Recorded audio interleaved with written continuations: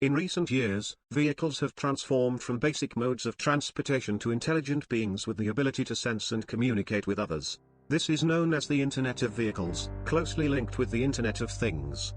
The Internet of Vehicles consists of several types of communication. Communication between a vehicle and any entity that could affect or be affected by the vehicle is known as Vehicle to Everything, V2X for short.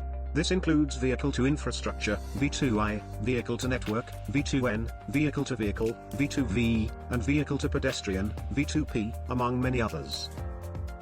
DSRC can operate V2X communication outside line of sight, unlike sensors like radar, cameras, and LiDAR. DSRC has several key characteristics that make it suitable for V2X communication, including low latency of less than 2 milliseconds, short range of under 1 kilometer, and excellent dependability with good data rate of 3 to 27 megabits per second. There were a few competing technologies with similar capabilities, such as Wi-Fi, cellular, and mobile WiMAXes. However, the low latency of DSRC sets it far apart and makes it the most suitable for V2V and V2I communications, especially in terms of active safety latency requirements. This technology was successfully tested for real-world use in 2013, with automakers also committing to the technology and promising to integrate DSRC into their cars. People worried that third parties could track individuals' vehicle logs and location through DSRC. Identifiers such as certificates and MAC are changed every few minutes and data will not be able to be linked to individual vehicle identification numbers. IEEE 1609.2 also supports pseudonymous certificates to prevent identification of its sender. If servers were hacked into to inject false messages, people could get hurt. To combat security concerns, IEEE 1609.2 Security Protocol defines secure message formats and processing, as well as circumstances for using secure message exchanges. This allows authentication of users and encryption of data to prevent prying by unauthorized users. Another problem with DSRC is positioning. For DSRC to be effective, we need to know the exact location of the vehicle, which lane it is on, how far away from the hazard it is. There was previously no solution to this at reasonable cost.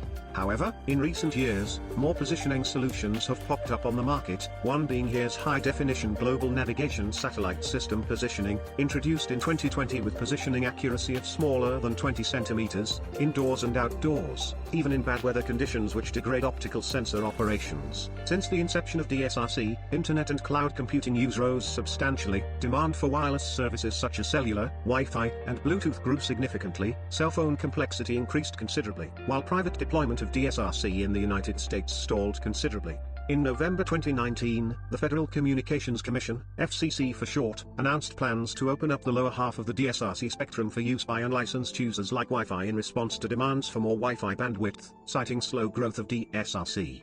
DSRC is no longer permitted in the lower 45 MHz of the 5.9 GHz band, and to make matters worse, the remaining 30 MHz in the upper part of the band would transition to cellular vehicle to everything, CV2X for short, which is technically incompatible with DSRC.